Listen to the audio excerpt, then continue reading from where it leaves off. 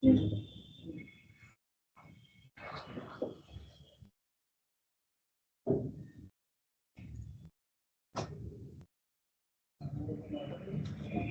will turn on the. You can mute your laptop and you can just read it. And mute the camera and sorry, laptop and also turn on the camera. Yeah, you can turn off both. You can turn on the camera, I would think. You can keep Because it then on. you can see, hear the you just turn off your volume. Yeah, now we can see you.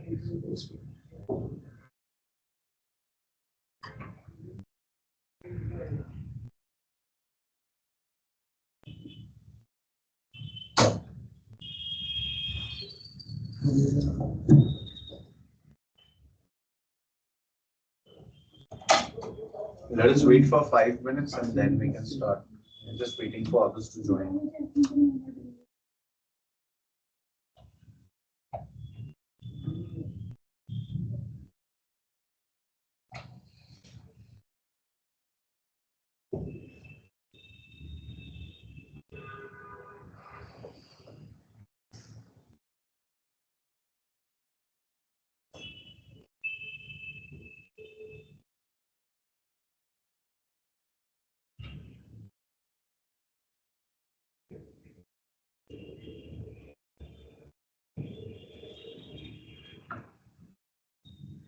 Will you also presenting the presentation? You're not able to see the PPT. Oh, how do I do that? Share. Oh, अच्छा that. Share. It will be share करेगा.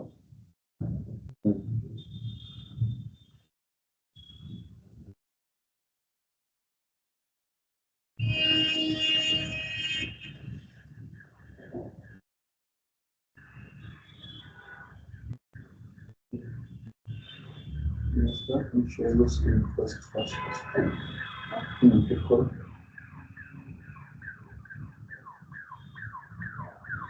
Switch it on. You can on hold.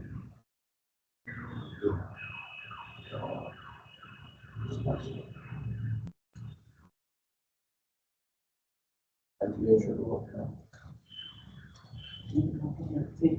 Yes, put it on.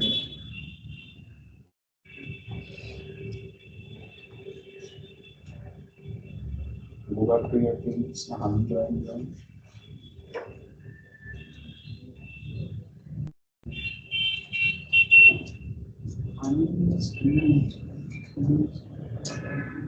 Now you can. Now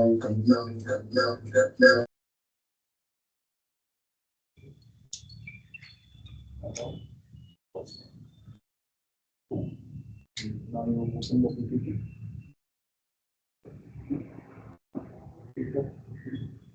Double.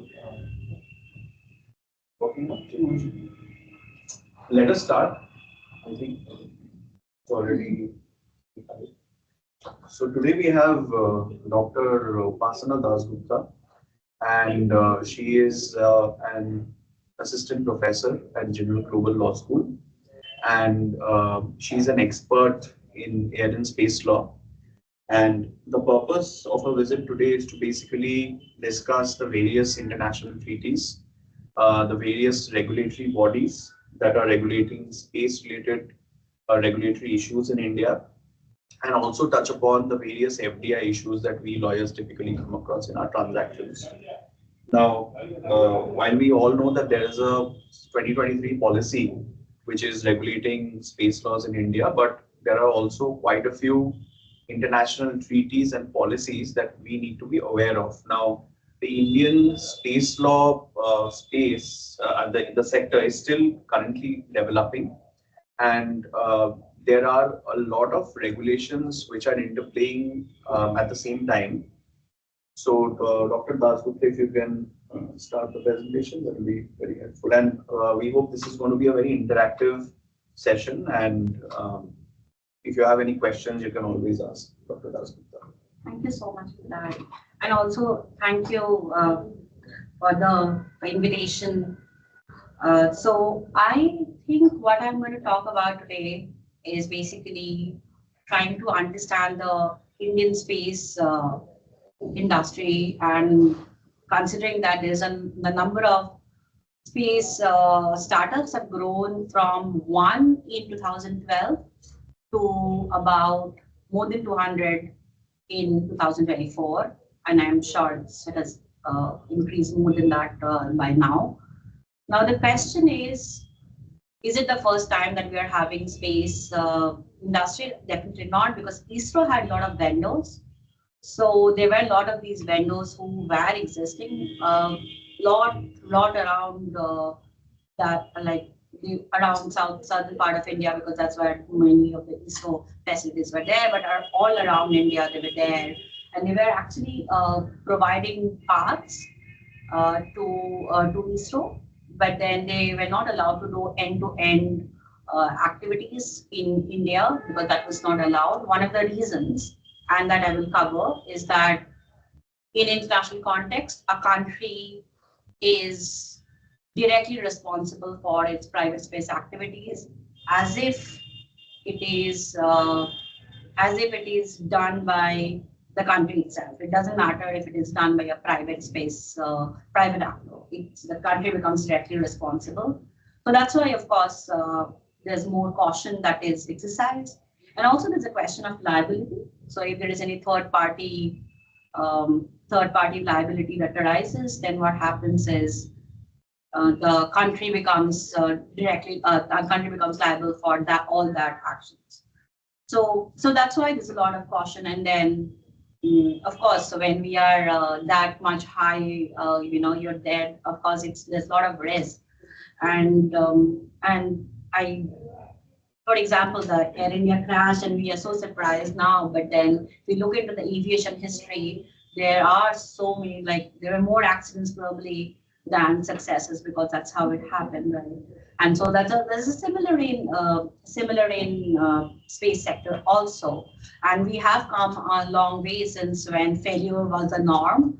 Now, as we saw that yesterday, the Indian astronaut, the splashdown was quite successful, and it was a mission. Of course, in the beginning there was a lot of glitches. It was delayed for many days, but then ultimately, when they went up the mission to ISS, that almost went flawlessly. So that's why, because we have learned lessons from our history, and and it's a collective thing that countries are doing. So there's a lot of transparency that they talk about in an information exchange. They talk about in space sector, but it's also true that space sector is very much connected to its security. But that's how it started, because it started in the Cold War context. In 1957, that's where it started, because it was USSR versus USA. At that point, they were both trying to win the space race. And in fact, when Sputnik went up in 1957, and the reason is there because Sputnik, almost all space law articles that I read has the first line of when Sputnik went up, because that's the beginning of space age. So when Sputnik went out, basically what happened is that it created a precedent of freedom of exploration of space, which is very different from aviation law, where it is governed by sovereignty of the country, and that is why a very new regime was almost created. And in fact, there's at that point there was quite I would say controversial at that point, not now, but so much. Professor Bin Cheng had written something about instant customary law created because when Sputnik went up, because there was a freedom of exploration that was of space that was being established, and that's why it was said that the time period was not too much and it doesn't matter. That was the article. In fact, was published in an Indian law journal, the ISIL journal. So that was a very big moment for the space era, but also it was a big moment for space lawyers also. So I think the presentation is sharing stopped. Right?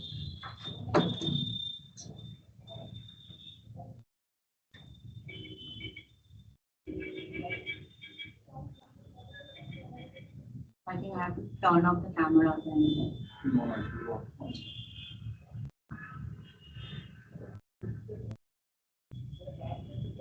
Thank you so much.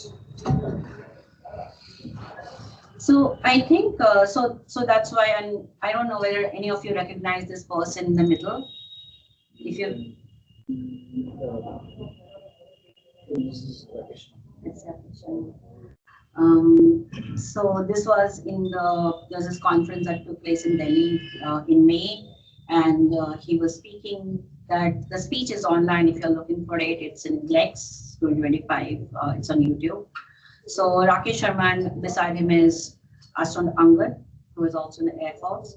Of course, Group Captain Shubhangshu Shukla was not there because at that time he was in Houston because the originally the flight to ISS was supposed to happen end of May, and this conference was in beginning of May, so of course he was not there.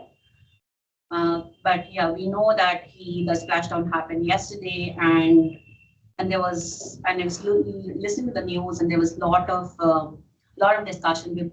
There were discussions about his, how it happened, what struggles he's going to face now that he's in USA, and he's now in USA because he has to like recuperate of the what happened, right? But then there's so many discussions about what is happening in space, right? We have been following, I guess, that they were having halwa in space. Then he had a haircut actually, and another astronaut had cut his hair because it was difficult to wash. You can't wash hair there, so all those things. So it was. It's interesting, and one of the things that that such missions happen when it brings space probably closer to home. Because I was listening to Rakesh Sharma's speech, and he said that I was prepared for what happened out there, but I was not prepared for what would have happened once I came here, and once people started reacting and became very passionate about space. He was not ready for that welcome, actually, he was saying. But then the question is, we are talking of space, but then the question is, where does outer space start and where does airspace end? So that's one of the questions. The thing is, we don't have an answer because we always say it's about 100 kilometers, but then that is not the correct answer because there is no international consensus regarding this. And COPIUS, which is basically some UN meeting which happens in Vienna every year, they have been discussing it since 1966, and they have not reached a conclusion. ICAO, International Civil Aviation Organization, which deals with aerospace and aviation law, it also has been discussing recently. It also has been discussed because space, they have to go through airspace, and ICAO is concerned. They tried to discuss this, but then there's no conclusion we have at the moment. But yes, please. So in the beginning, you mentioned that the country is responsible. So is there any back-to-back agreement between the country and the private party to share liabilities or anything? Typically, I don't know. So at the end of the day, it's the private party which is doing it. So one of the thing is insurance. So most countries, what they do is, at least during launch, insurance is mandatory. That is one thing. In India, it is slightly different now. I don't think now what they are trying to say for private entities, or at least from internationally, they have to agree that it's their liability. That is one thing. But it's not that easy, because I don't think that those agreements are foolproof, because there are a lot of gaps in between. So there are, at the end, it still comes back to the private entity which is actually carrying out. But one of the reasons, of course, that countries are responsible and liable is because the private entity can get bankrupt, and because a space accident can be huge. That is one thing.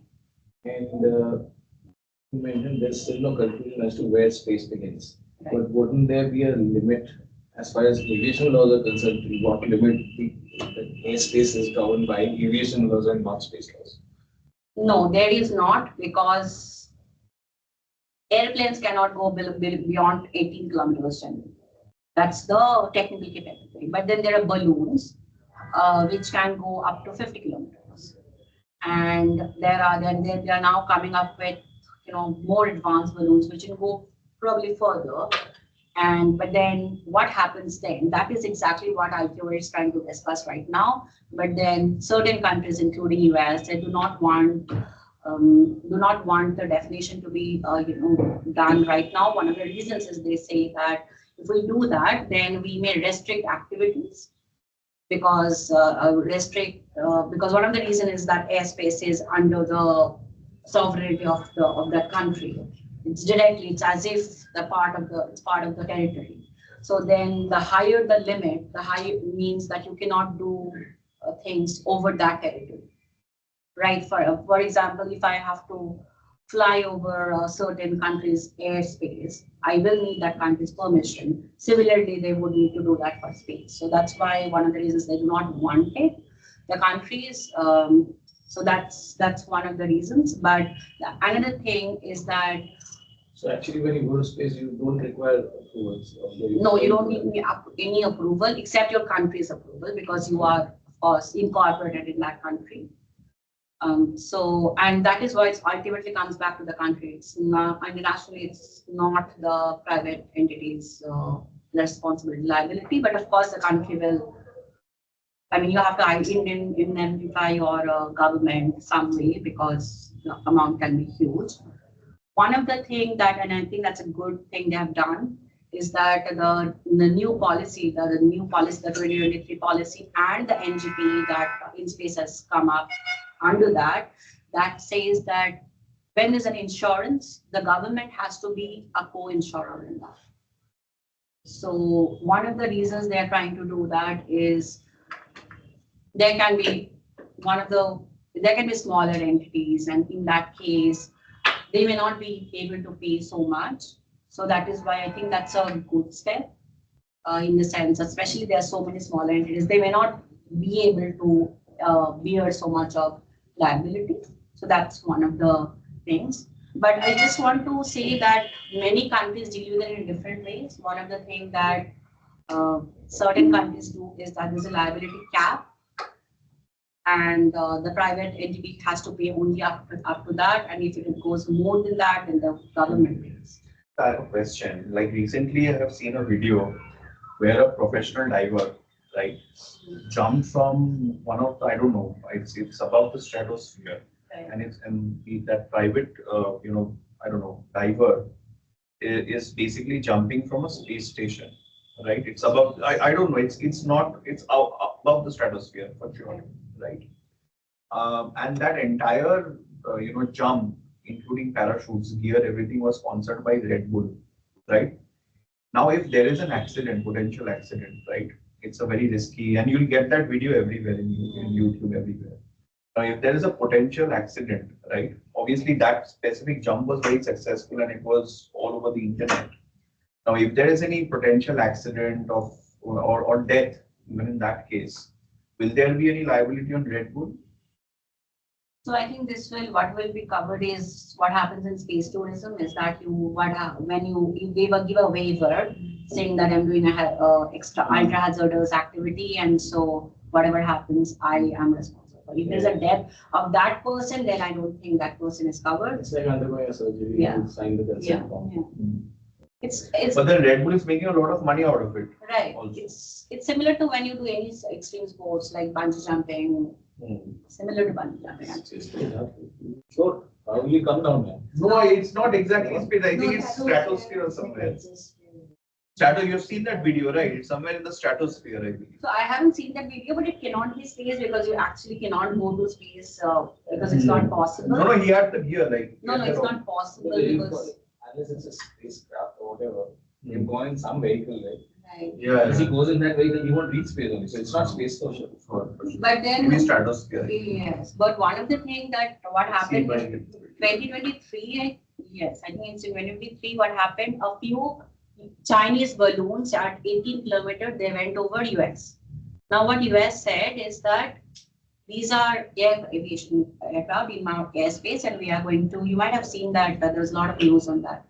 Those are aviation. These are aviation, and we did not take our permission. No, and so we are going to shoot it down, and they did. Now China said that these were innocent passage, and they said that, but it opened up a question that if this actually had happened over 100 kilometer, around 100 kilometer, then it would have really created a lot of confusion because we don't know where the boundary is. Because one country might have said that this is my airspace, another country might have said this is space, so I have freedom of exploration. So yes, so the boundary questions, and there's some issue with that, but it says 100 kilometers, but there's no consensus. And some say 30 kilometers, some say 1.5 million kilometer. And for example, a few equatorial countries in 1976, they said 36,000 kilometers, which is the geostationary orbit. That is our, that is our natural resource, and that is within our sovereign territory. So, and that of course did not become acceptable. They have not given up on paper, but that is not generally acceptable to most countries because it's 36,000 kilometers. So it's more or less we know that it is out of space. Even ISS, we know, in National Space Station, we know it's space because it's above 100 kilometers. So the question is more about in between 18 to 160 kilometers, that what happens there. And some view that we can't have a limit like that because the atmosphere also shrinks and expands. So if you do 100 kilometers, that may not be the correct way physically, looking at the physical characteristics. Now, as I'm saying, the question is more between 18 to 160 kilometers. So there are proposals that we can have something like a contiguous zone which is there in the law of the sea, where the near space where you have some restrictions but some freedom also. But that is not what is generally practiced. What is generally practiced is there a hand or something? No. Okay. So what happens is that I think the functionalist approach, so basically we say that whatever your purpose of the vehicle, that determines. And one of the reasons is, of course, that will mean that the ballistic missiles will not be covered by space law because ballistic missiles are not supposed to go to space. They're supposed to go intercontinental. So it's what if it's a projectile surpasses the limit and then no, because the purpose is not to go to space. Because that's the functionalist approach. If you look at the purpose of the vehicle, if the vehicle's purpose is to actually not, because it goes to space, I don't know which direction it will go.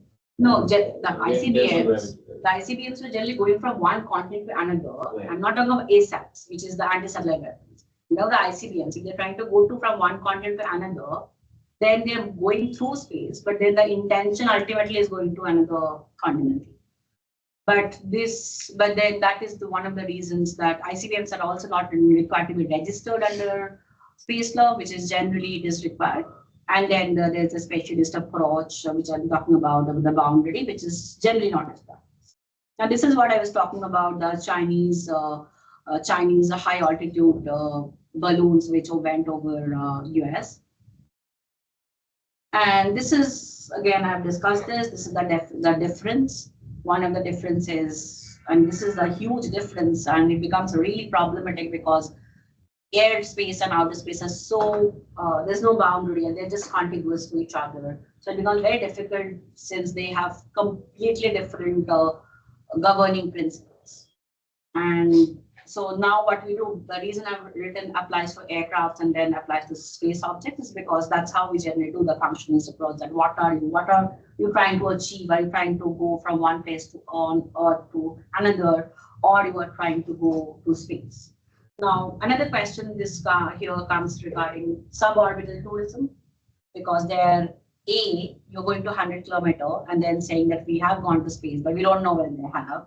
That is one question. But another question is, it says that you can cover any portion of Earth to another portion, like completely in half an hour via space, if you travel via space. So any like two completely opposite places on the globe, you can cover them in half an hour, like the flying time, if you travel via space. Now that's what they say. If that happens, then the Trying question, to do it, right?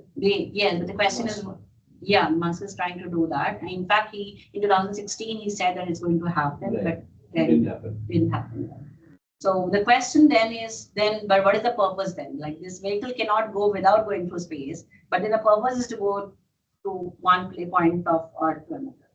Now, Chicago Convention, I am just saying that a Chicago Convention is the public aviation law that we have, and of course it has like it's enormous, has this laws on safety, navigation.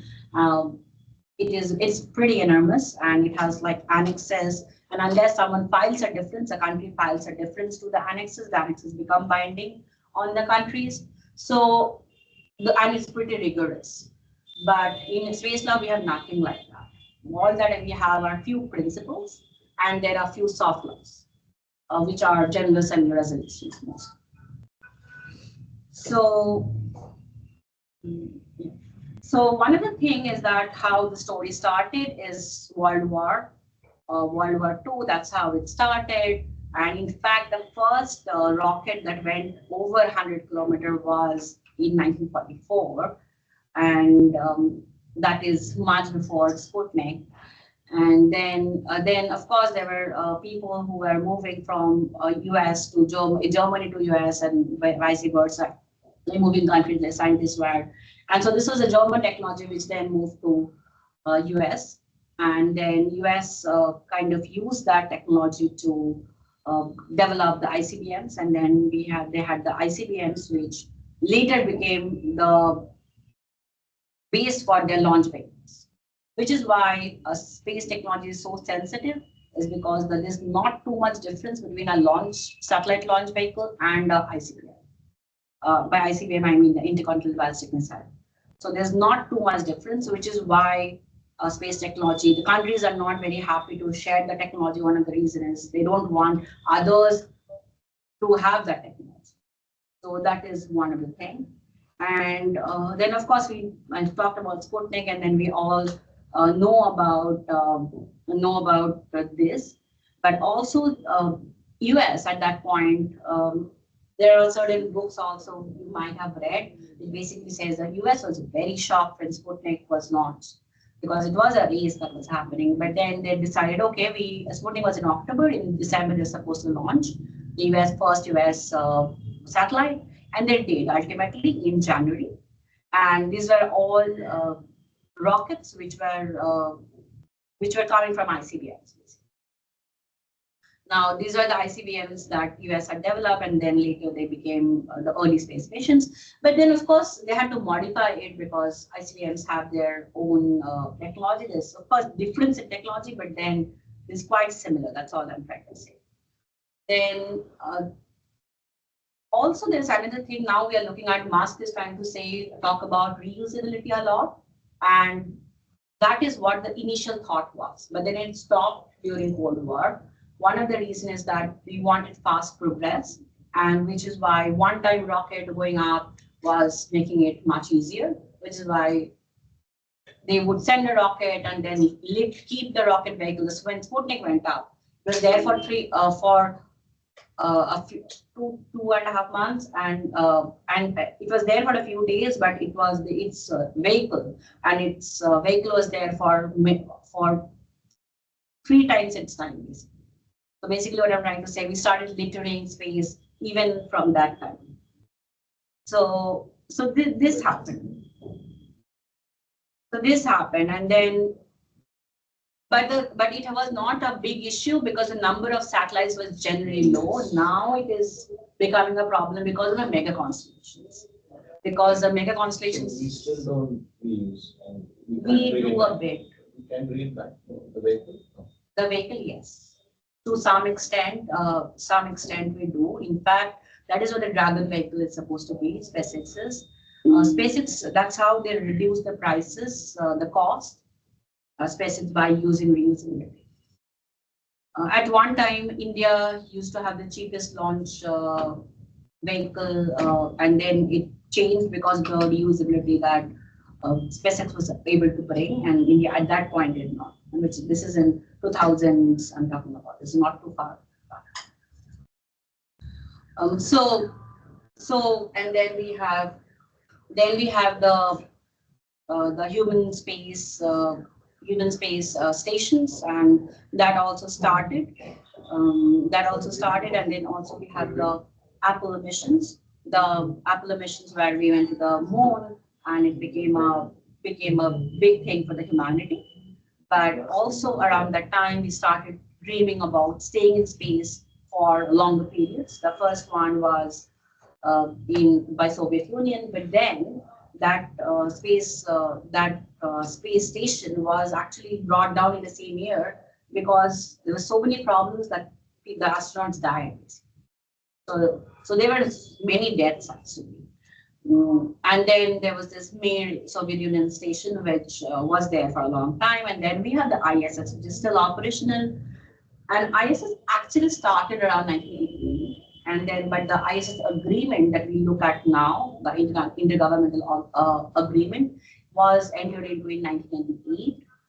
Russia was initially not a party to it, but Russia later became a party to it, and it contributed some of the modules. And the way ISS functions is whoever has contributed the module, you generally have the jurisdiction and control over that module, which basically means anything happens in that module, your jurisdiction applies. There are exceptions to this in regarding criminal jurisdiction and IPR jurisdiction that I will look at in some. But of course, the number of satellites are growing, and I do not know the veracity of this, but there was a Twitter post by Elon Musk about 7-8 months back, where he said that 95% of the satellites that we have now on space are by SpaceX. Now, the only problem is with the democratization of this is that also it probably is leading to monopolization. So that's one of the issues that's probably there. This, many of you might have seen this photo. This is, of course, we see this in many of our museums also. They were they used to carry, actually, this was not one time, they used to carry the rocket inside two bullock carts and launch. This is in TELRS. And so ISRO's history is quite different than most of the countries' history, in the sense that in looking at USSR and US, where it was because of Cold War. Vikram Sarabhai basically said, who's the father of Indian space program, basically said, we want to use space for betterment of the society. And at that time, that is such a visionary statement, because even now, I do remember when there was this Chandrayaan mission, the first Chandrayaan mission, when it happened, there were still newspapers writing that why is India investing in space? And if you look at the newspapers of African countries, you still see the same thing, that we have so many other things to do. Why are we investing in space?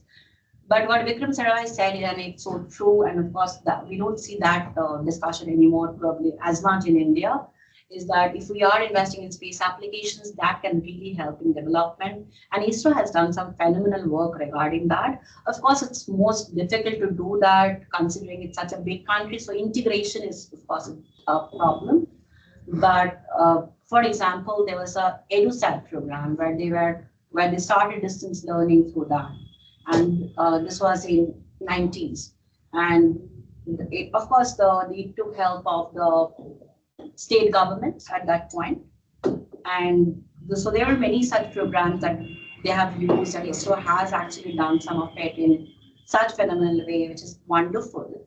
But the problem is probably that is generally India, of course, we have such a diverse topography. It's difficult for just ISRO to do it if it is not percolated. And it is not, because I remember in 2023, I was speaking to some people who were trying to do sustainable farming in Himachal Pradesh. And when I was asking why don't you use ISRO data because it can help you, they said so much of it's so much of process. Maybe we don't know the process, and so that of course becomes a problem, that the process, the outreach is not really done enough. But it also becomes difficult for one agency to do that. But the technology is probably there. It's probably important to create the awareness. But and as we know that the ISRO functions under the DOS, which is under the working under the Prime Minister office, and then the where we get this is from the Government of India allocation of business rules 1961, which has been revised a few times, and it includes commercial exploitation of space also now, and that's where they get the mandate from. So that is another question though, that we have it from allocation of business rules, and we used to have it from allocation of business rules when it was mostly a government activity. But now that the commercial actors are so much involved, do we need a legislation by the parliament? Because the space policy itself also is not a legislation, but they are working towards it. Then, of course, we do know that at some point India was providing lot of, they started providing launch services internationally, and it was at some point the cheapest launch service at that point. It's no more, but then it used to be for quite some time. Even now it's quite cheap actually.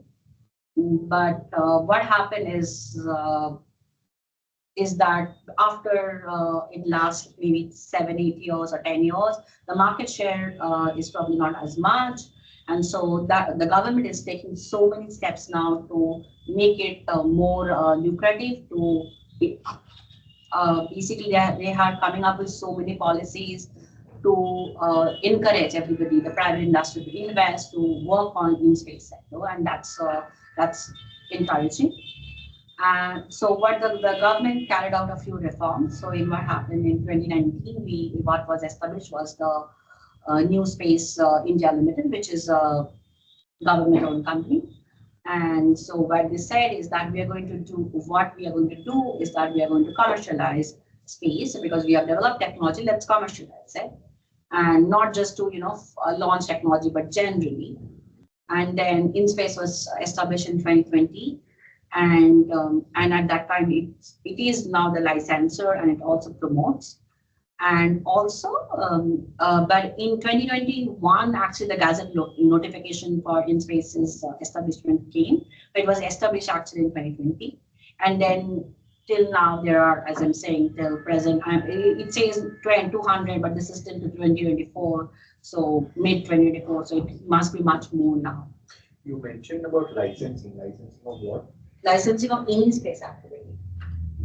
Any space activity which is end-to-end, and India defines in the space policy space activity as something that is launch, of course, launch of satellite, manufacture of satellite.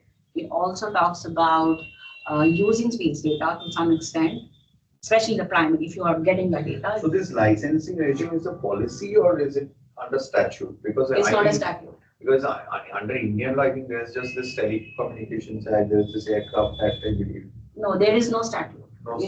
There's no statute. It's we have the Indian space policy, which is not, it's a policy, it's not a statute, and that has given some power to InSpace. InSpace has come up with the NGB, which is the norms for licensing. So what if I do not license? Is there penalty liability for that?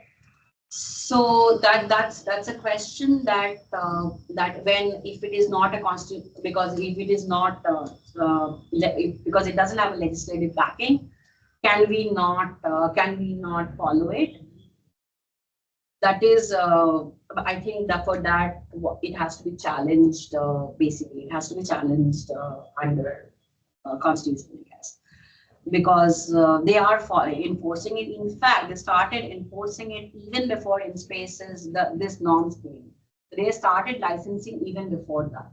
Okay. So for instance, you have mentioned these space tech companies. Yes. What are they basically? They're manufacturing components and parts. So this one is upstream. So the upstream are basically, they are either launching or manufacturing or working in fuel. So it's basically going to space. Upstream, whatever it goes to space.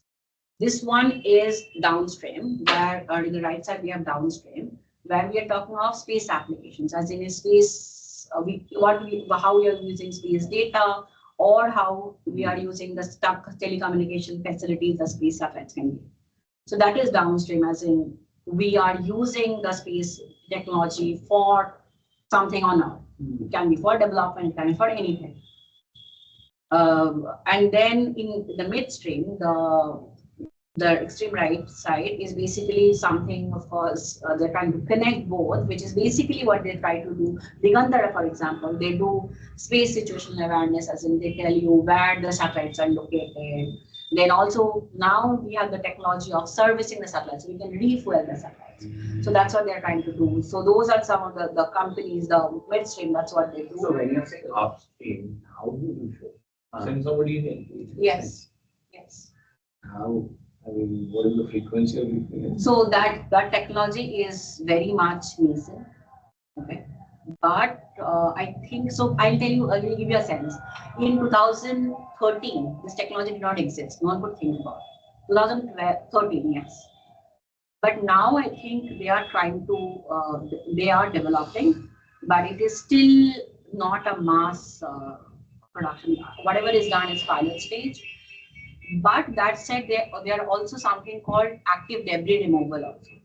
So that is also servicing, right? So anything that you do once the satellites are there.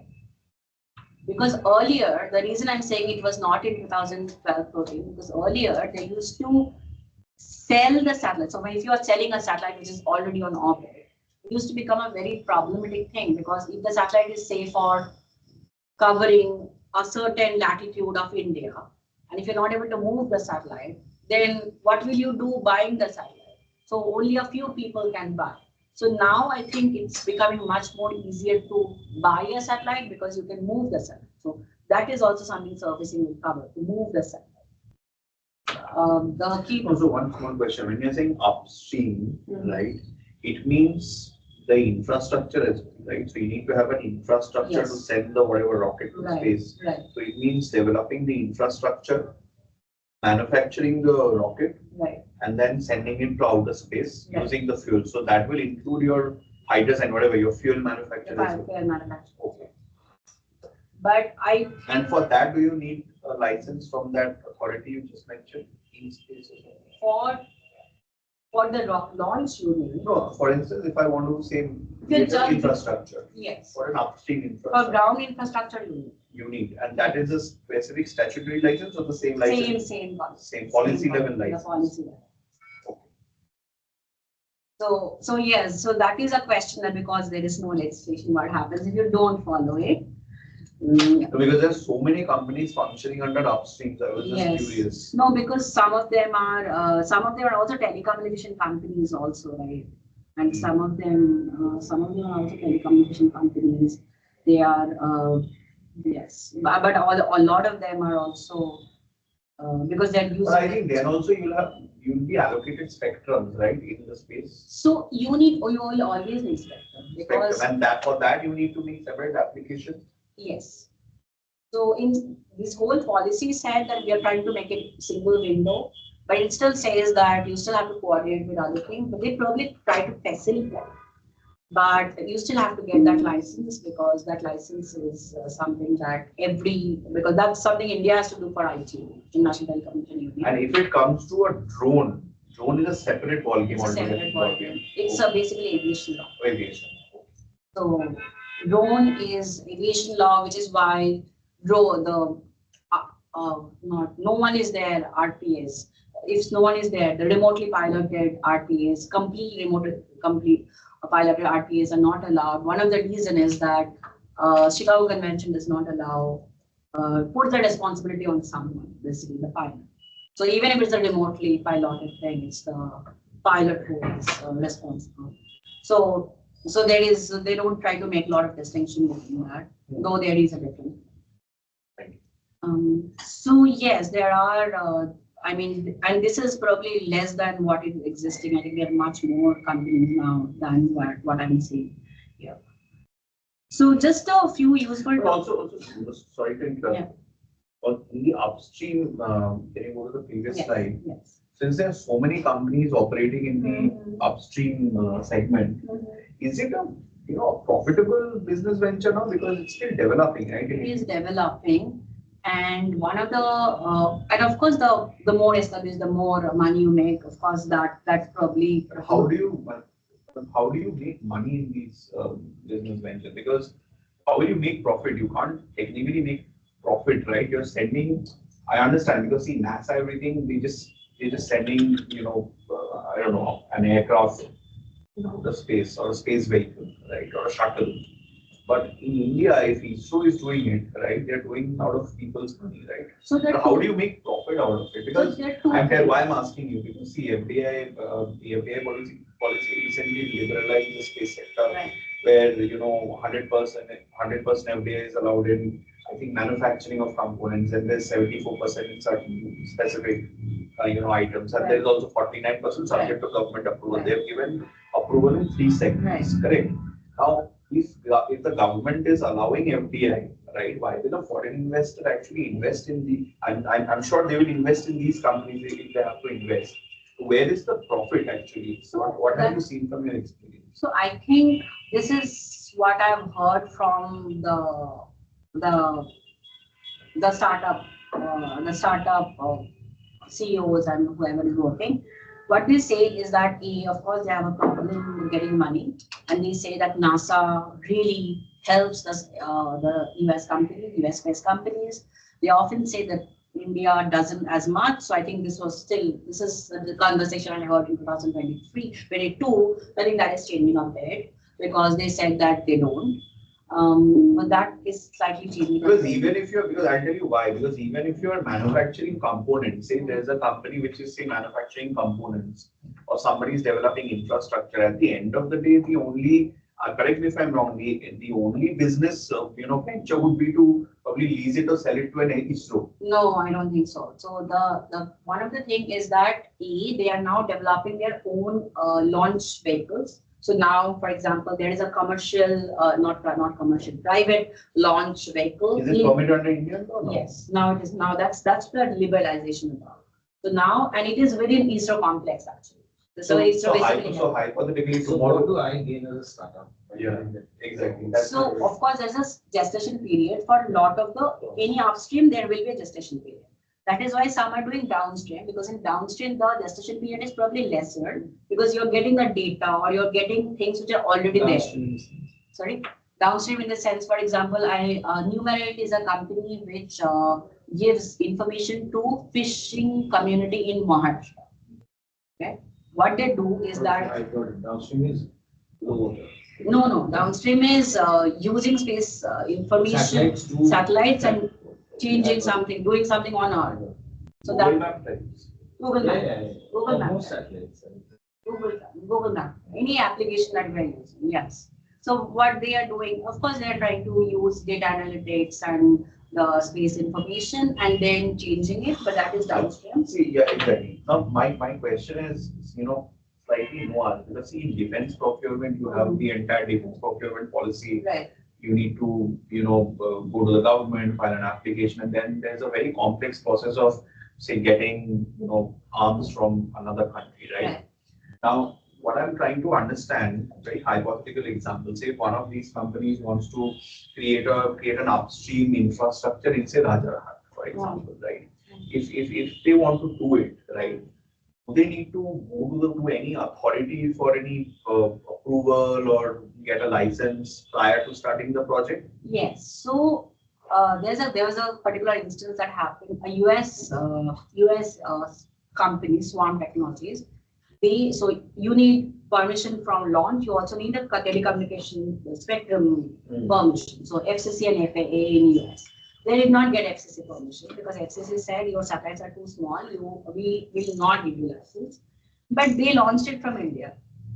And the thing is, they had already launched by then when FCC realized this. And so now the thing is, an FCC of course fined that company, that US company. But the question is, India got a lot of criticism because of that. But what happened, the contract basically said that for all licenses that is of other countries, the other party will take care.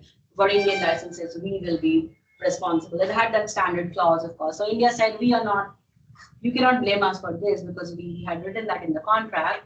But one of the problem, of course, becomes that India still continues to be liable, if not responsible, because once you launch, even if it's a territory of launch, you continue to be liable, which becomes a problem.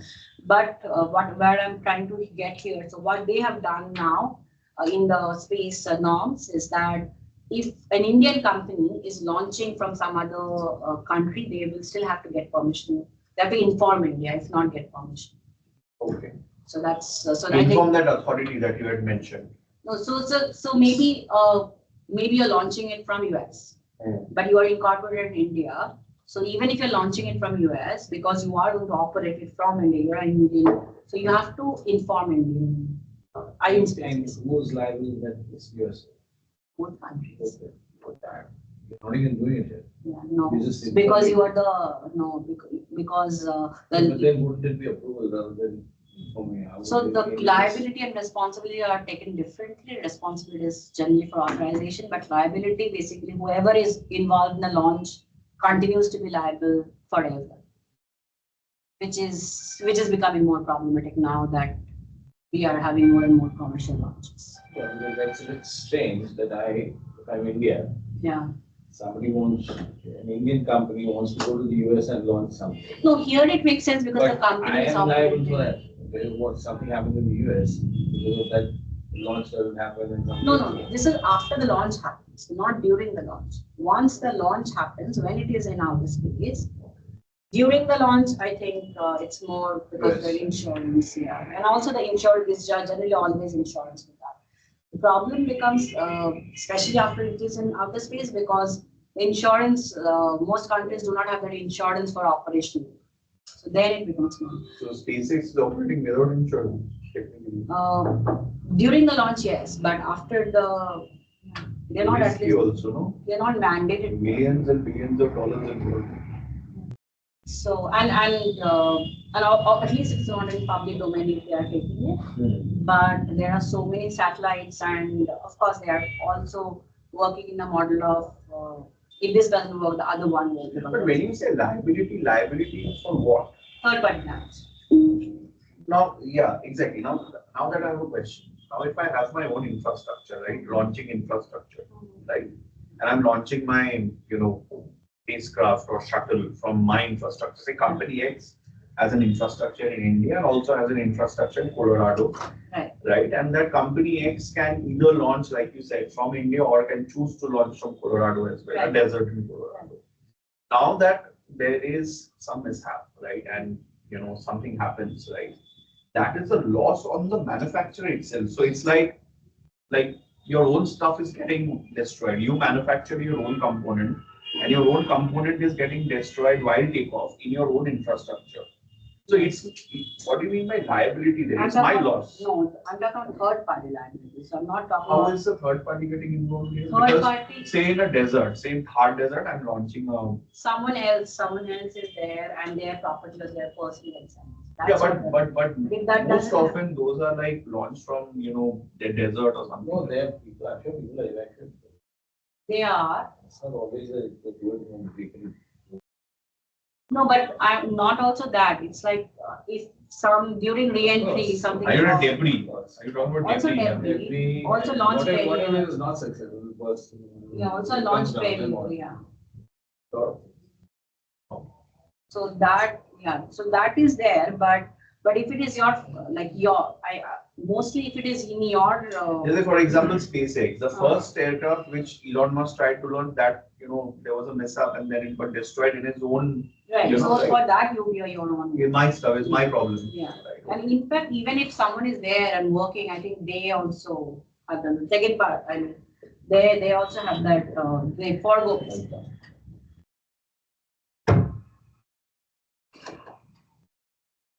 So,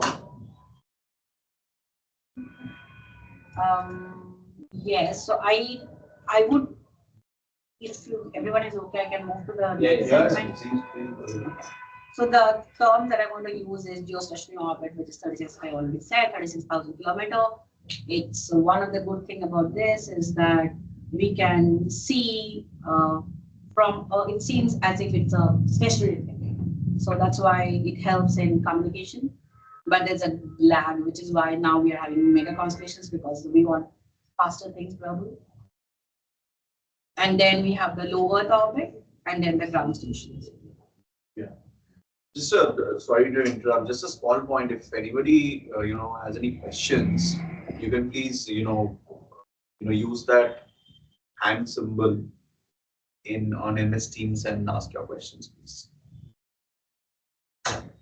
Do you have any questions, all of you?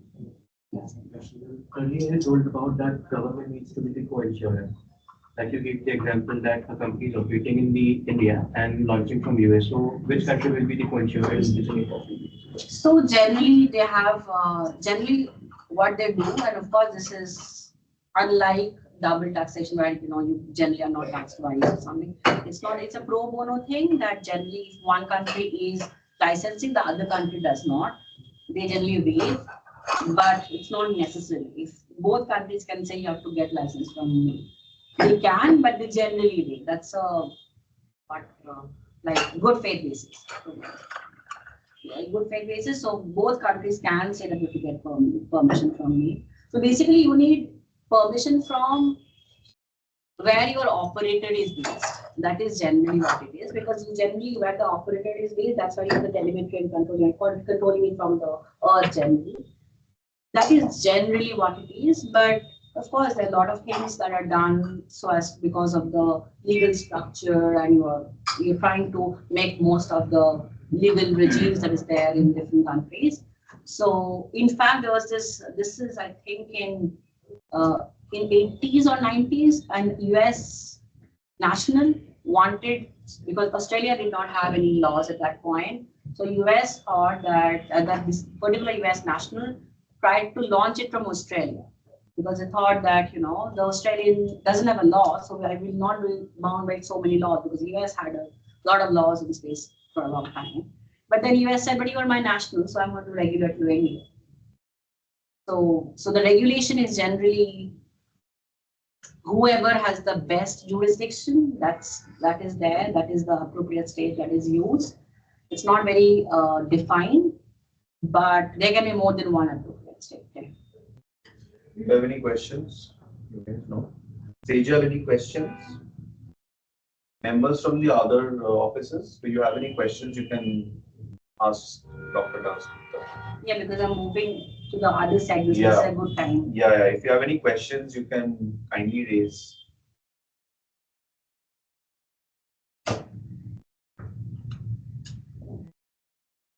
Atre, you have any questions?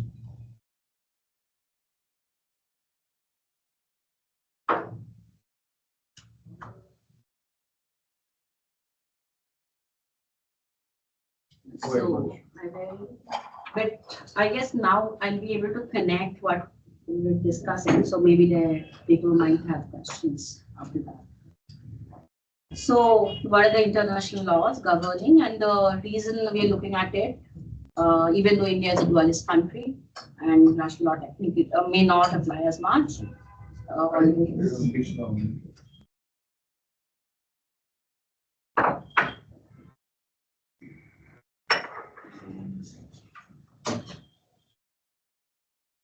Just give us 2 minutes. Yeah. Or I'll come back. Yes, I mean, anyway, just If you guys want to take a break, you can take a quick break and Yeah. come back.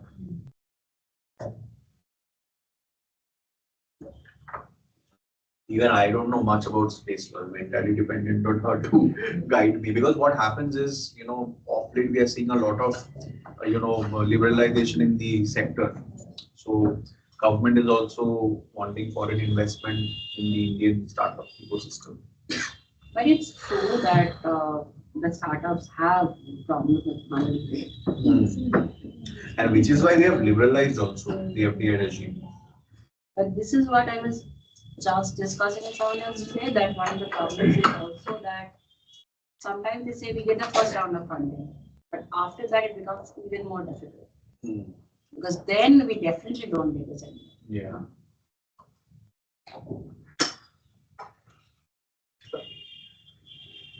Let's start after 2-3 minutes. Yeah. Just take a quick break. Yes. Can I think I already did. Yeah. Internal.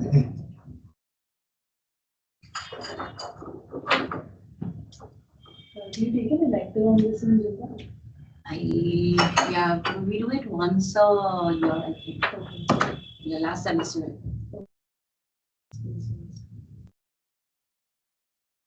But I think I mean, one of the problems, and I think that is generally like the investment thing, and also the problem is it's still the sector in India at least. We're trying to, I mean, there are of course certain deals. Someone just told me that they were looking at some Yeah, documents. which is I'm asking, like, how do you make profit from such a business venture? Which is why I think after the first round, in the subsequent rounds, investors might not be interested to actually invest unless and until you're having contracts with, say, entities outside India where you are manufacturing and shipping parts. Actually, India has a lot of these vendors because they used to be traditionally East Coast vendors, right? So they're very good at it. Yeah, exactly. So Like engine or whatever, flaps, right? and also the thing is they of course never had to do these approvals. Of course, they had to get other approvals. But the thing is, one of the good thing is that they really know the industry and at least the technology. So that really helps. But these people are, I don't think they are getting. And of course, funding is becoming a problem. It has traditionally been a problem, and I think what the startups say is that ISRO should do, but ISRO has now given the technology. The ISRO is like giving technology, or whatever technology you need, you can take it and maybe for free also. So that is one thing that the technology at least you can get, at least if you say that I don't have enough money, I'm doing it for profit or for sustainability, then ISRO generally gives it for free. I mean, or at least lower cost. And what is this Antrix Corp? Is it an arm of ISRO? Yes. What do they do exactly? It used to be the commercial arm. Now, a lot of it, what it used to be doing is done by NSIL, but it is still continues to be there. Isn't it a cost center for the government then? If it's a marketing arm, then isn't it a cost center for the government? Or what effectively are you marketing? ISRO is making its own, space For vehicle launch, India gets a lot of money from launching. launching, and who pays the money? Foreign, So basically transfer your infrastructure to a foreign country. no, so for example, like we use SpaceX's thing for launching. Some people use PSLV vehicle for launching their satellites. Okay. PSLV. Yes, so that India used to get a lot of money. So that's what I'm saying. It used to be the cheapest at some point. So they used to get a lot of money out of it.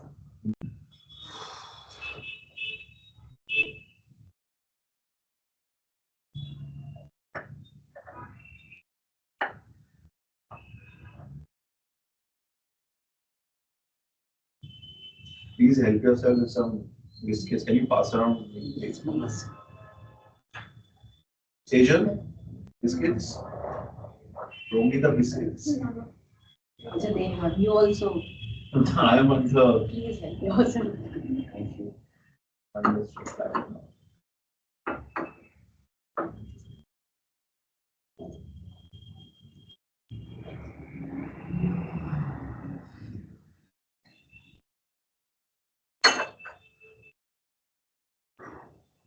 Shall we? Or you let's finish coffee and then we will start again.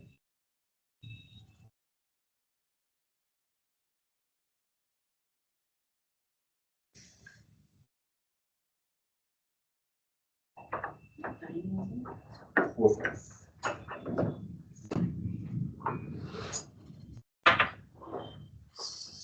So I'm going to skip this part a bit and just say that COPIOS, as I was saying, Vienna is the body, that UN body that meets.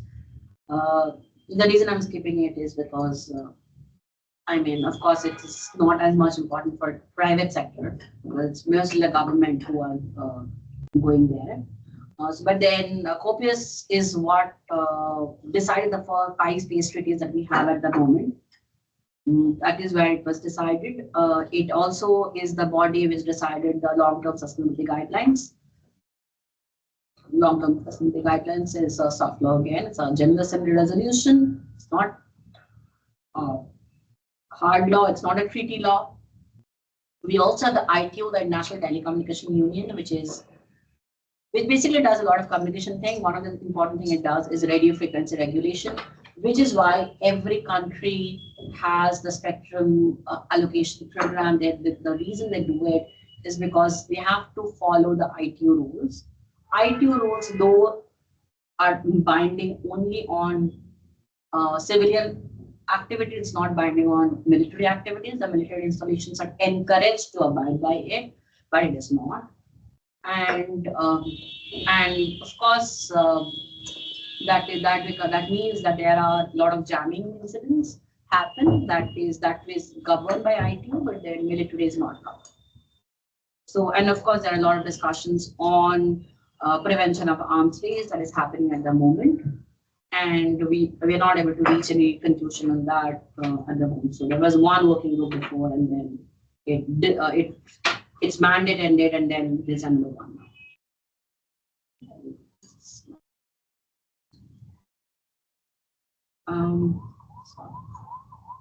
Yeah. So this is the basic instruments that generally govern international space law. There are 5 treaties. The Outer Space Treaty is something that we all talk about, always talk about, because it has 116 signatories, and most of its principles are also, they say it's customary law because they have been there for such a long time. So what happens if you become a signatory? So that applies to you.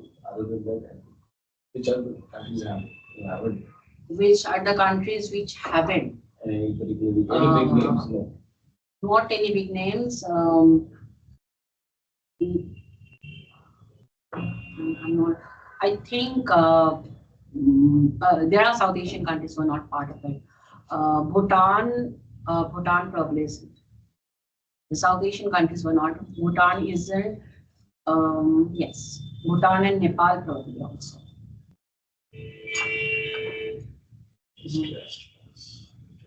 Maldives. Yeah, no, Maldives are silent. No. Yes, Nepal and Bhutan, I don't think. But most of the countries who are using space technology, they are signatories. And now that you're saying, I think probably Iran also has signatory to the registration convention, is probably not part of the Outer Space Treaty. So those are some of the treaties that we have. But another thing is, Outer Space Treaty has been for such a long time. Most of its principles, they say it's customary international law, but we also know what customary international law means, that you have to prove that it's a custom, and it is. That is why I'm saying the word probably, is because it becomes difficult to prove also for customs. Right? But also there are these bilateral treaties, and I had an opportunity to look at some of these bilateral treaties, and interesting, and actually bilateral instruments, I would say, not just treaties. A lot of these are MOUs. One of the reasons, and they're very general, and one of the reason it's general, and I was actually speaking with someone who said, why do you have such general MOUs? He said it gives us a pretext to collaborate if we want to do it at a later point. So that's why there's so many of these bilateral instruments are MOUs, and they're not very specific about which is we will collaborate in space activities, which is as sometimes as broad as that. But there is international law, it extends to outer space. It cannot extend as it is. It cannot because of the jurisdiction problem. One of the examples can be the law of neutrality, for example. The law of neutrality, the Hague Convention that are there, they talk about you cannot use your territory. Now the question is, there's no territory per se in space. So then can you apply those things in outer space? So there are a lot of things which are tied to the territory, and it may not be possible to actually apply them in outer space. So that's why not always, but generally international law applies. Yes, yes. And then we have the principle of, this is the governing principle that we're talking about, that exploration and use of outer space, and those are two different terms. And outer space always, they generally try to say include the moon and the other celestial bodies. So it's not just the outer space void, it's also the celestial bodies. shall be carried out for the benefit and the interest of all countries, and irrespective of their degree of economic or scientific development, which basically means that do it for the common benefit, but it does not mean that everybody should be party to the management of the resources that are being extracted, or that or it does not mean that there has to be equal sharing. It does not mean that. It basically says that there should be some benefit. You cannot do something that completely goes against humanity's interest. But it does not mean. But then there are arguments that in one country it helps one country, right? Will that be against? No, argument is probably not. Then of course that outer space is free for exploration. So basically you can, so long you're not appropriating outer space, you basically can do, and you're doing it for common benefit. You basically can do anything. It's free for exploration and use, and this is for outer space void as well as for the celestial bodies. And then the Article 2 talks about you cannot appropriate national and have national appropriation, and you cannot have claim of sovereignty. And of course, this is to stop colonization. So if I send out a satellite Yes, to spy on what Pakistan defense is doing, you can do that. I can't do You that. can do that. Then how is it common benefit? And So- it's only to me. So the point is that it's a transparency. So they're saying that you should not be hiding things firstly. One of the things. And this was actually something that USSR, not Russia at that time, wanted to stop remote It's sensing. my sovereign, so if I look at it from Pakistan's perspective, it's their right to hide things because it's their defense policy. Yes, They're but then- protecting their country against another country. Yes, which is why you cannot do it on airspace, but in aviation, in outer space you can. So that's why they're saying, protection till 100 kilometer or whatever. After that I can. But the good thing is that you cannot get as much high resolution data from space. Of course, you will spend much more if you do it from a drone. But you have satellites in, below the space also, you didn't have You cannot have the high, but you get data from drones also. The drone data is generally more high resolution because it's nearer. Satellite data is very expensive, especially if it is higher resolution because of course it's more expensive.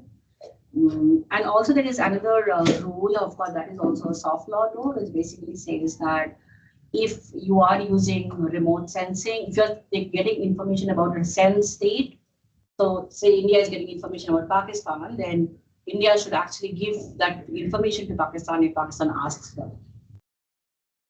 That is what it says at reasonable cost. That's what it says.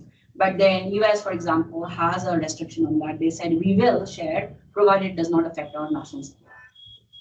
So yes, so there are, but remote sensing, outer space treaty and the space law, it was of course made in such a way that the countries don't want to restrict their military operations. It was during Cold War. They wanted the military operations to continue.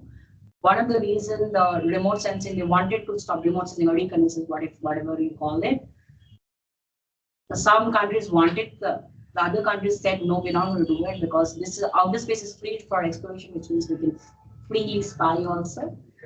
And so then of course, but this also means this comes from a military perspective, but the countries did not want to restrict this for themselves also. Another thing is exploration, use, and appropriation are three different terms. Exploration is, of course, what we are talking about, general finding. Use is actually exploitation. So use is actually allowed. Appropriation is not, but use is actually exploitation basically is allowed so long it does not amount to appropriation. So one of the arguments, examples that people take in space mining is there is one asteroid and that asteroid is just made of ice and you take the entire water, then will that be appropriation or use? It's an extreme example that is used to show the difference that this will be probably appropriation and not use. But then sometimes you're getting, say, lunar samples, which we have been doing for a long time. It may not be as controversial. That said, space resource extraction, one of the reasons it's being discussed quite a bit is because how are you going to distribute the benefits? Again, as I just said, common benefit is not common heritage of mankind, which means that we don't have duty to involve everybody in our management if you are carrying out a space activity. So those are some of the things that's there. Then Outer Space Article 4, it does not prohibit military activities. It just says that celestial bodies should be just for peaceful use. It does not say outer space void. Do not place nuclear weapons. Do not place WMDs. And if you are following those, then you are actually abiding by Article 4. You cannot do that on celestial bodies. And I just want to mention the PTBT that we talk about, the partial case one treaty, that actually mentions outer space. It says that tests cannot take place in outer space. So this was also this probably they say we don't talk about it, but it's probably one of the first outer space.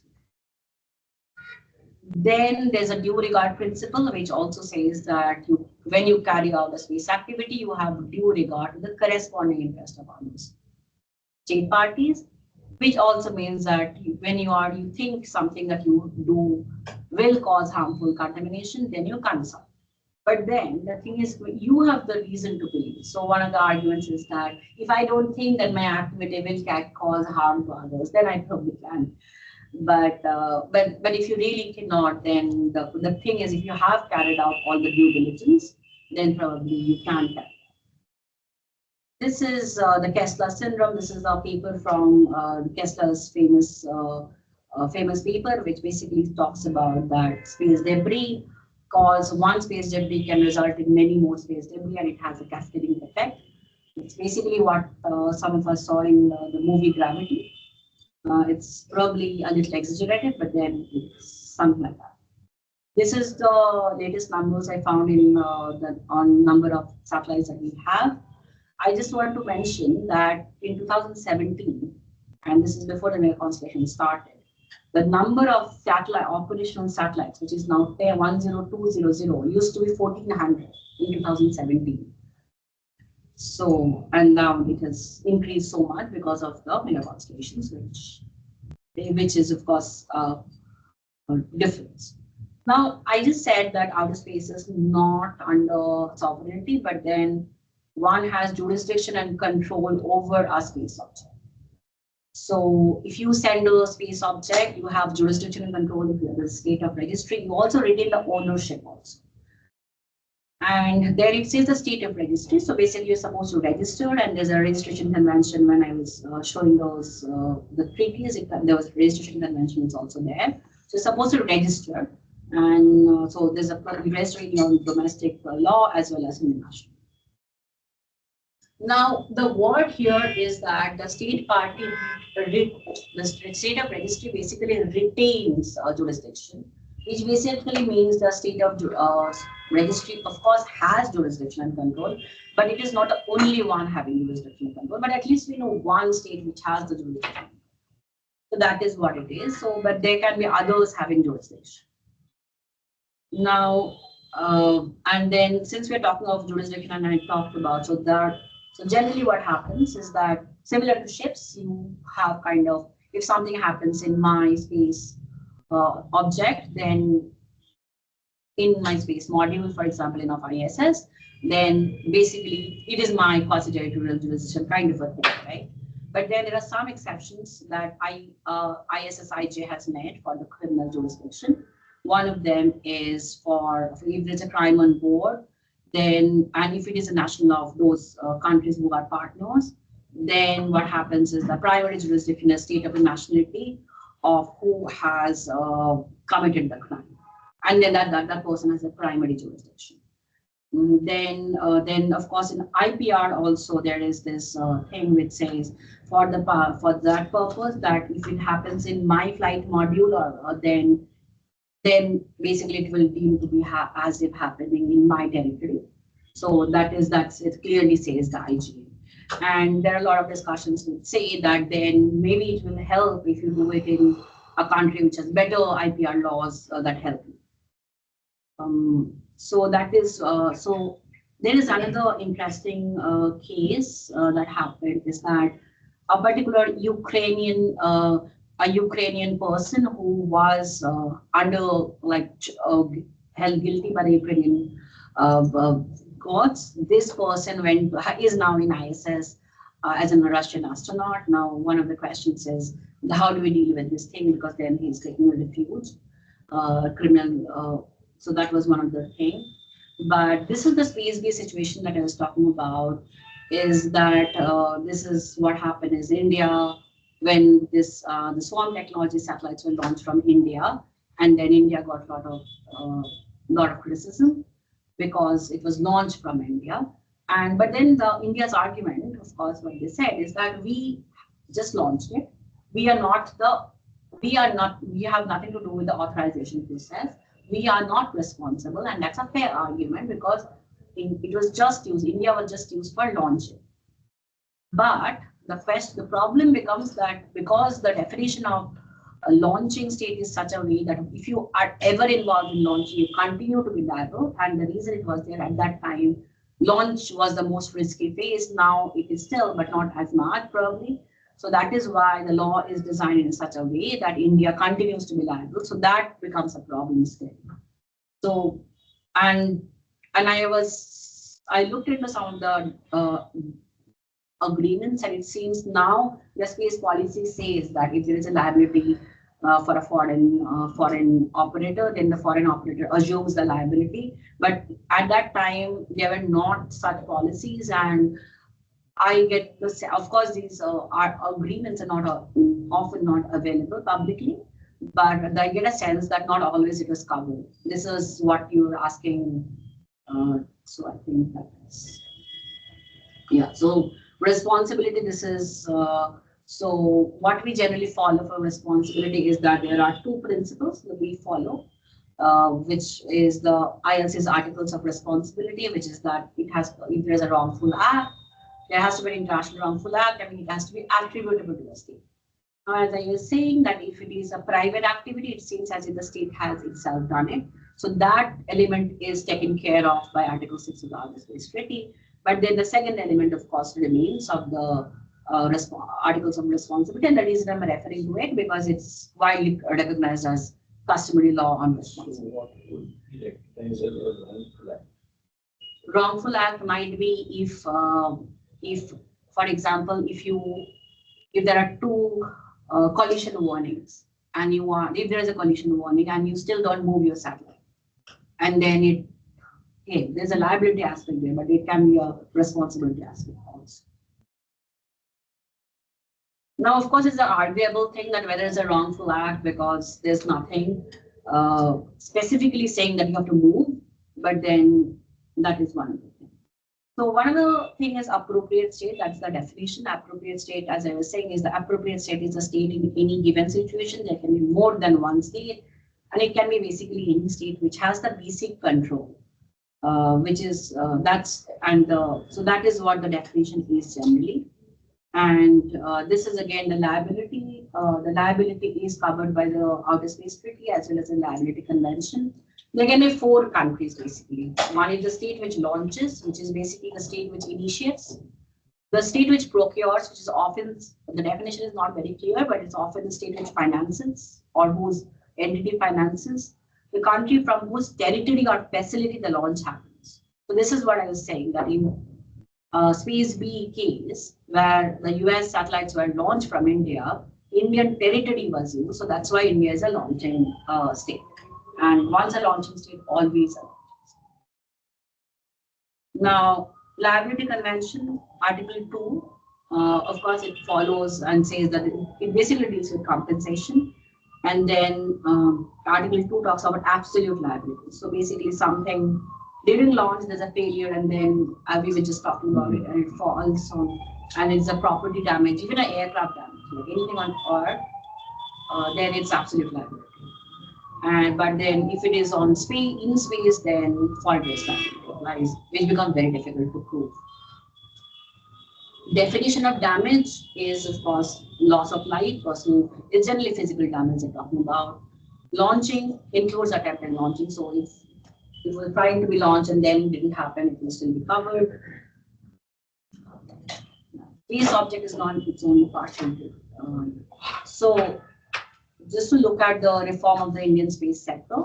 So again, as we were discussing, India started opening it up. So now it's end-to-end space activities are allowed, which basically means you can start do for anything from manufacturing to launch to using the space technology uh, for other activities. For example, SatSure is using space technology for agriculture finance. So that's just an example. Finance.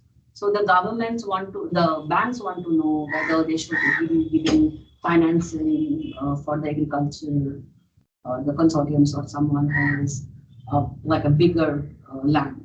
So they want to know whether they should give, and SatSure get that data and say no, you should give or not. So that's just an example. So they, through the satellites, they check the ground. Yes, yes, yes. And it is also helpful for disaster management also. That is also something that it is being used. Then it becomes also a lot of helpful for monitoring. So which is why banks, I think, at least there was even Ruba Space said that they deal with banks because banks want to know whether they should be financing, and so want to get the data about whether what they're financing is actually that crop is happening or is not happening, or how the land is, how the soil is. They get a lot of those information also, and also historical data. So I think I fairly covered this. So we have these bodies: ISRO, InSpace, NGE, which is the private sector, and the New Space India. So what the whole point started, I think ISRO started realizing that we have a lot of technology which has really matured. So there's no point us doing this again and again. So let us transfer it to private sector, and private sector at that point. And that's a very curious thing that why it started, because as we were just discussing that there is of course a lot of just gestation period, but there are people who really wanted to do it, and of course now there are a lot of people because of the encouragement, but in the beginning at least there were like 10, 20 who really wanted, they really lobbied for the government to open up, and I don't know whether it worked or not, and whether it was just government doing it on own or whether the lobbying worked. But what I'm trying to say is that they really wanted to, because they believe that it's going to they can earn a lot of money out of it. And one of them is, as I was saying, Nova Space, who does a lot of linking. So they are now how they started is they were using existing satellites, including ISRO satellites. Now they are saying we're going to have our own satellites. That's not how they started without their own satellite. So again, applicability is one thing, and then we're looking at the Indian policy now, the space policy. So one of the thing is that if it is from Indian territory or the Indian jurisdiction, and then also EEZs also is come. So and then space activity is very broadly defined. It also includes the ground stations. It's still a policy. So that is one of the things that it does not have a legislation. That's what I was talking to a few like earlier, that we don't know that whether this is really this probably can be challenged. But it's just a guideline, it's not a law. But the problem is that the problem is now I'm thinking that if someone just launch, it's difficult to just launch something because the government will know. It's difficult to just launch something without without letting anyone know. So the government will know. So and you will probably need the government support. The question is if you're doing it from a different country, that is, but then India generally gives waiver also. So the question is whether that it's difficult to bypass it. That's the whole answer. But then even if you bypass, there's nothing the government can do, right? The government can't. Because it's The the end government- of the day of policy. Policy. But then the government can. But the thing is, playing a devil's advocate, but the thing is, if even in swarm technologies, once it's on space, they really can't do anything because taking it down is more expensive, right? So they just find that company. In swarm technologies, when they launched from India, what FCC did is just find that company, and the fine was not too much. The company said we'll pay the fine, that's fine. But it's very difficult to regulate now that it is in space, right? Because it's difficult to take it down. So, and then what they are saying is that we are giving, but then you also will need some of the, you will definitely need the permission from under the Telecommunications Just to Act. take this latest example, where Sudhanshu is from space, Right. he's gone with people from different nationalities. Right. So how does it work? I mean, what role does India play? So India India like brokered the whole thing. If I may use the term broker for the government, but they initiated it. So So that he is there, he is there, yes. so India gets highlighted. Yes, because the thing is, if when has some of the intergovernmental parties, right? So you have to contact one of those. What they did is contact NASA here. So only those are the modules, right? Where they have the jurisdiction and control. So you can only go to one of those modules. So Russia, Japan, you probably can't use. Russia, so only one of those countries can help you. And so it would probably not be possible to do it without the countries involved. So one small question. See, other celestial bodies like Moon, Mars, all of that will also be covered within the definition of space? Yes. Okay. So that is another thing that the country doesn't have sovereignty. And then there were people selling lunar and like lunar land. And How does US, that happen?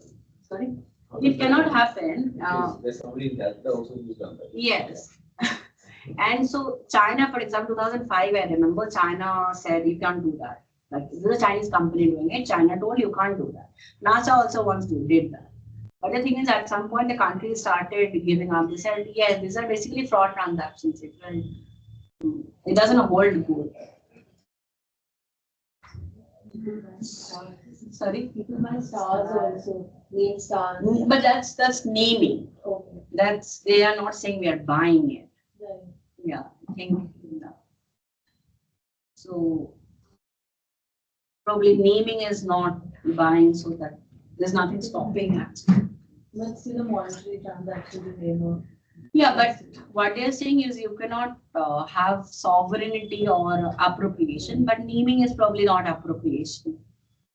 Yeah, but so what they're trying is in space.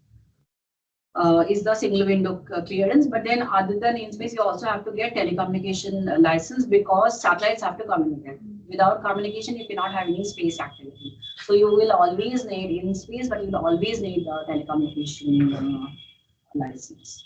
So basically, these are things they are licensing, which is basically end to end, everything launched, establishment of launch pad, then planned re-entry, then operation of those satellite stations, then also reception stations, then also there is this dissemination of resolution of data.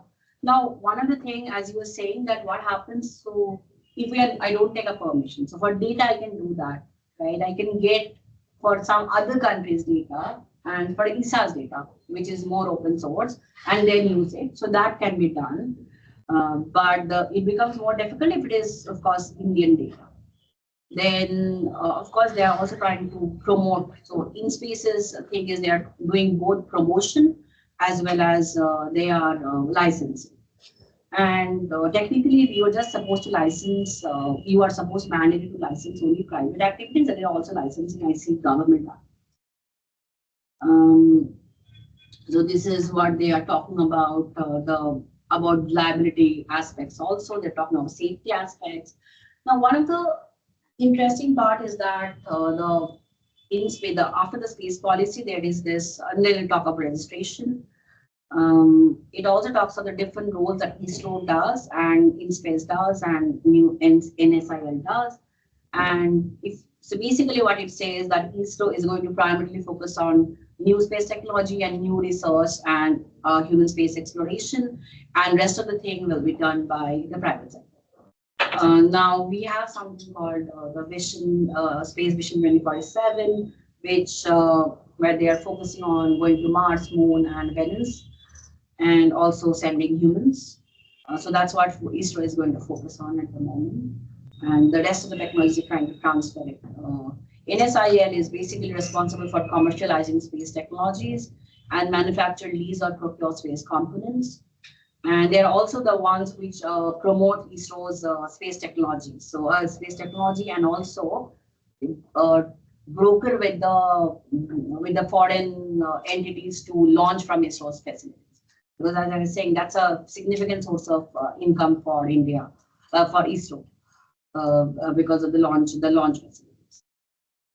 So, and then this I saw today. So NSIL comes up with these the procurement thing. So now NSIL is basically trying to. They are saying that we're trying to get on orbit facilities. So this is basically for foreign operators. I think they're saying. RFI is issued to foreigners or foreign companies. I mean, it's not an Indian one. So they are saying if you have capacity, then we would like to procure. It's global operators, because if it's Indian, then so then also the Department of Space, of course, it's overseeing. This is what I was talking about. This is what in space came. So I think space policy is, of course, as you were saying, it's a policy. But this is even more. I don't understand.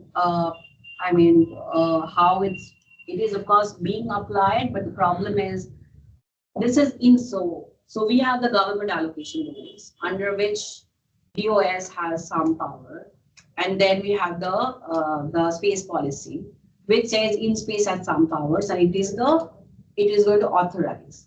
Now, in space has come up with the NGP, the norms, guidelines for licensing. Apart from the problems, some of the problems that's there, one of the thing is, where is this authority coming from is very problematic. That and actually what they say is that coming up with a legislation is going to take time, and so we are at the moment trying to deal with this through this stopgap thing. But we will of course, they had a draft of space activities bill in 2017, which had some very extreme provisions, like if you have a space debris accident, then you'll be criminal, you will have criminal punishment. And so, of course, the space industry reacted. They said, we cannot have that. So now we don't, and then I actually filed an RTI regarding what is the status of that bill. The RTI regulator said that it's still under consideration, but what I hear is that they're coming up with, they have a new draft which they're going to circulate soon, and that seems to be quite something. I don't know when it's going to happen. So one of the thing is that we have this list of activities from which need authorization, and one of the interesting things is navigation satellites, which is basically our GPS. Navigation, there's nothing there. That is not covered under this, which is very interesting. Then also it basically has some important clauses, I think, which they were trying to deal with from their past mistakes, which is they basically says, this is what I was talking about, that if you are doing a launching from a different territory, from a different country, you can still give your documents to us. Then, of course, there is this thing which says that in case an Indian satellite is launched by a foreign launch provider, in that case, the liability convention will fully lie on the non-Indian entity, which I don't know. It, of course, helps India, but I don't know how lucrative it will be for the foreign operator. Then, of course, there is the re-entry. So it also covers re-entry. Then there is, it also has a good point that there should be one point of contact. Then and which is should be available on 24/7 basis. Then it also says that the application will be scrutinized as per internally defined mechanism, and sometimes that is not specific enough. There are also a lot of terms there like security, national interest, security, which are not defined. And so it's very broad sometimes. Sometimes it says, and there is a particular place where they say that if your actions affect India's national interest, including if you discontinue your service, then you might be, it might be taken as against a national interest, which is very broad to me at least. Then there are, of course, also certain standards where you say that you have to be informed with all the best safety standards internationally, which again is too broad if you're not defining which one is applicable.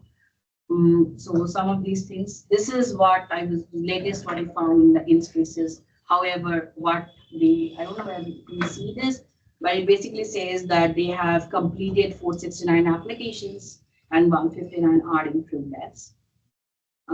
Some other, the reason I'm saying that government is trying to promote it is because they're giving GST exemption to a lot of space services.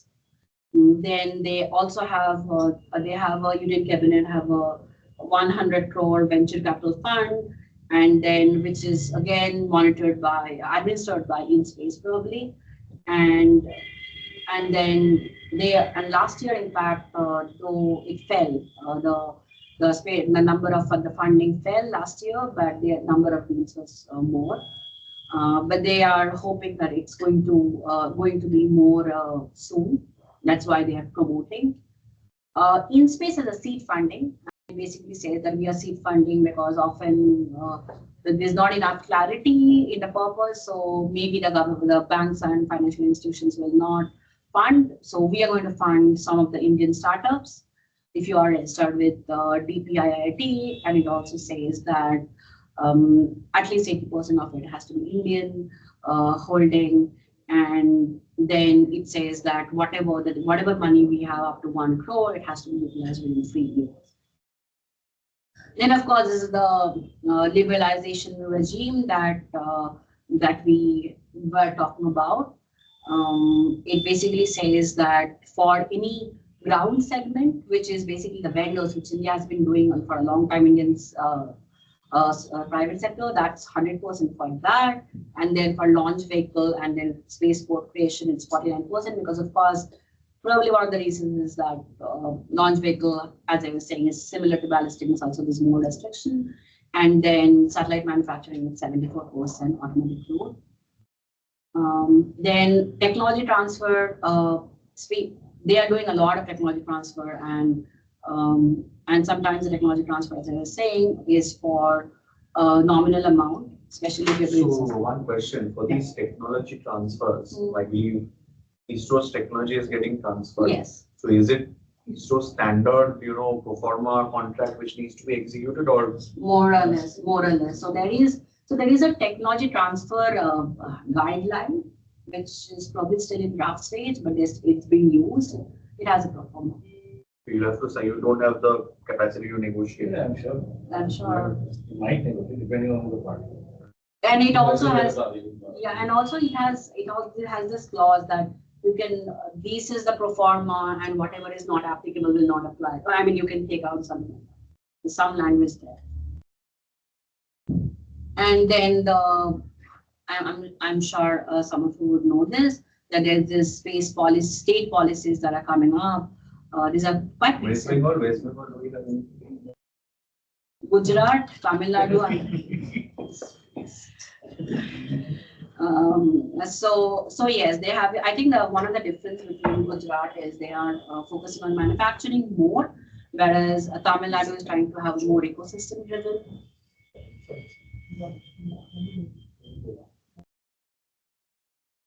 And then we have the National Frequency Allocation Plan, where they're trying to change how the frequencies allocation is done. This is, of course, this is done by the Wireless Planning and Coordination Wing.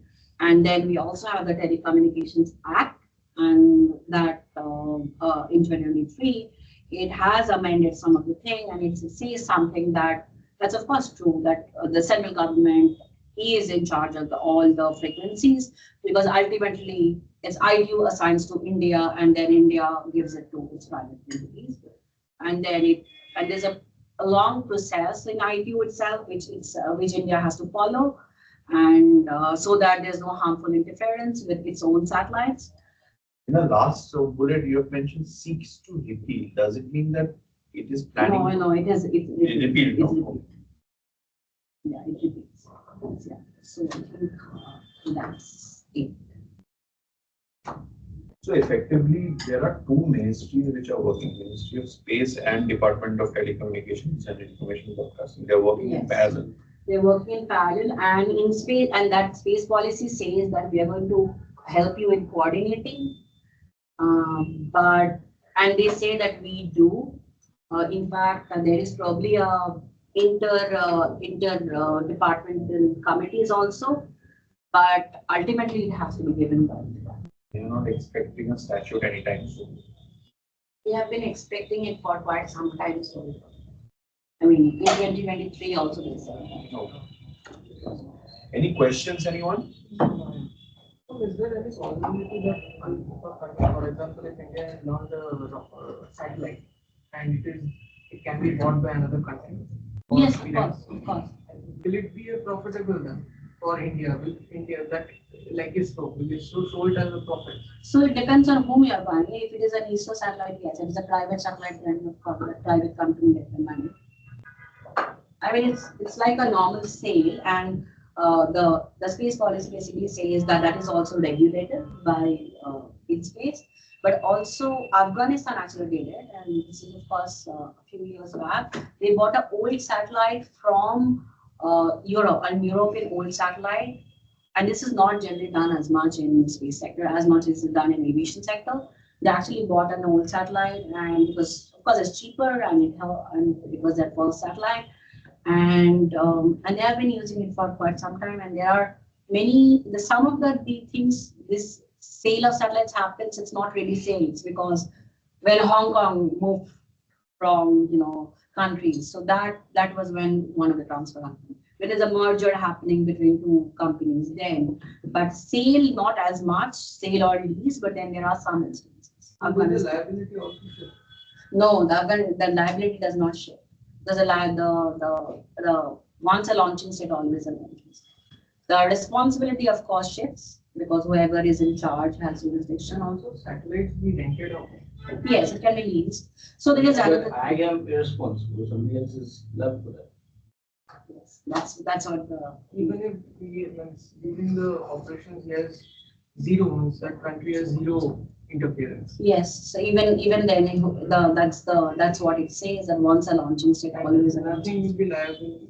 I mean, this country can may, or I mean, there will be other launching states also, but then that country also. But the country that has acquired the rights to that satellite, he will acquire no liability. Or will he acquire? Depends whether that country was involved in launching, then of course yes. If the country might be involved in the initial launching, then yes. There's another argument which is made, the procurement of launching, which basically says finances. So it said that the country which bought the satellite, you can see that it procured the satellite, it procured the launch. So in that case, you can hold the state liable. But that's an argument that is made. That is not universally accepted. That's not straightforward. That's all I'm saying. One of the argument is because you're using it, and you can see we said you're procuring the launch, but then you will not actually procure the launch, right? Because it's like 20 years later, 5 years later. Another thing I just want to mention is a lot of these transponder leases, which is probably one of the most carried out space transactions, is the transponder leases, where you basically take one transponder of a satellite and you basically rent it. So that I think is quite done. No, I have another question regarding the treaty. The signatories who have agreed to the treaty, if a country or to means break apart from the treaty, is there any penalty regarding to that? So you no, you can always withdraw but 1 year period. So 1 year. Actually, in one of the treaties, Saudi Arabia did. Saudi Arabia withdrew from the Moon Agreement, which has the same thing. Because they signed the Artemis Accord, which basically says that Moon Agreement says the moon is a common heritage of mankind, of humankind, but Artemis Accord says that basically says Moon Agreement does not apply, and so that's why probably people say probably that's why they withdrew. We don't know why. What is the reason behind signing or withdrawing?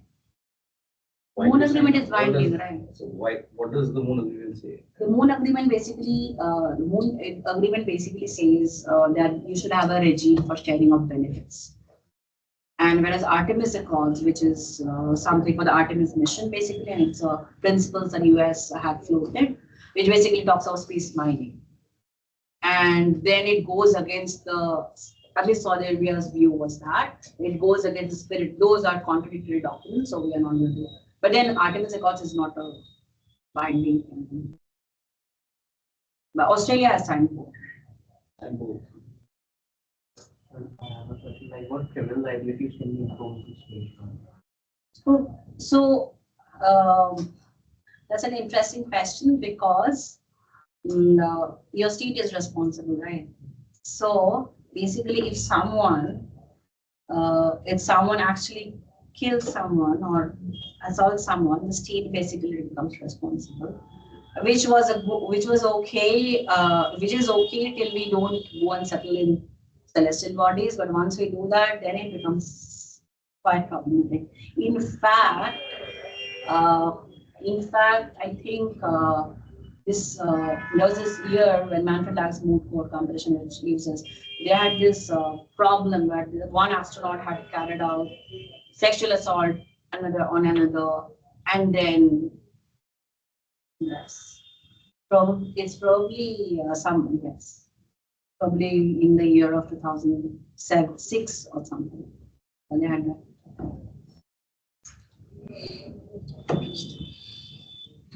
Any questions from anybody?